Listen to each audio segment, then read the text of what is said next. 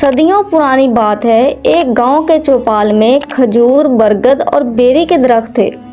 بیری اور برگد کے درمیان کھجور کا قد آور درخت تھا۔ اسے اپنے قد آور ہونے پر بڑا غرور تھا۔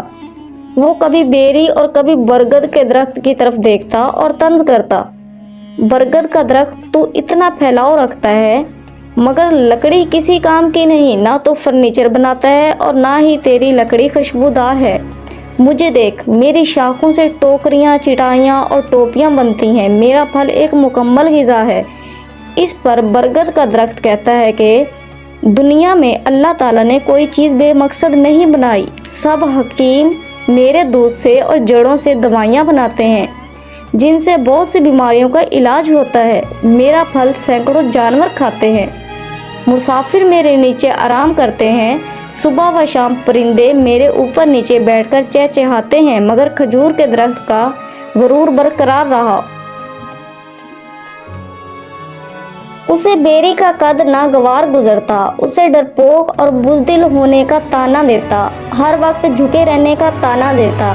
بیری کا درخت کہتا، مجھ پر اتنا پھل آتا ہے جس پر میں جھک کر اللہ کا شکر ادا کرتا ہوں۔ میرے پھلوں سے شہد کی مکھیاں رس چوس کر شہد بناتی ہیں جو غذا بھی ہے اور شفا بھی ہے۔ کھجور کے پودے نے شکوہ کیا، کبھی انسان نے مجھے پانی نہیں دیا کیونکہ مجھ سے لالچ نہیں۔ بیری کے درخت نے کہا، بھائی تمہاری جڑیں مضبوط ہیں، پانی کا ذخیرہ کر لیتے ہو، ویسے بچے لالچ میں مجھے پانی دیتے ہیں کہ مجھ سے بیر توڑ کر کھاتے ہیں، جبکہ تمہارا پھل ان کی پہنچ سے بہت دور ہوتا ہے۔ ہمیں انسانوں کی خدمت کے لیے پیدا کیا گیا ہے۔ کھجور کا درخت کہتا ہے، یہ کون سا نیکی کا دور ہے، تم اور برگد کے درخت ویسے ہی بزدل ہو۔ مجھے دیکھو، نہ کسی کو سایہ دیتا ہوں اور نہ ہی لکڑی۔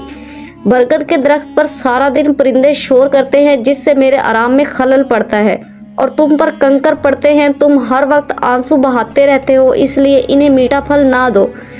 کھجور کے درخت نے مشورہ دیا، میرا پھل انسانوں کے لیے ہے، مگر افسوس اس وقت ہوتا ہے جب میری شاخیں توڑتے ہیں اور کچا پھل توڑ کر ضائع کرتے ہیں۔ اگر پھل پک جائے تو انہوں نے ہی کھانا ہوتا ہے۔ یوں نوک جھوک میں موسم گرما بیت گیا۔ کھجور کا ایک اور ننھا پودا چند ماہ کا تھا جو زمین پر سر اٹھائے کھڑا بہت بھلا لگ رہا تھا۔ گرمیوں کے بعد سردیوں کا موسم شروع ہوا۔ اس بار سردی کے ساتھ بہت برف باری ہوئی۔ کئی فٹ برف باری کی وجہ سے سردیوں میں مزید اضافہ ہو گیا، جس سے کھجور کا ننھا پودا کانپنے لگا۔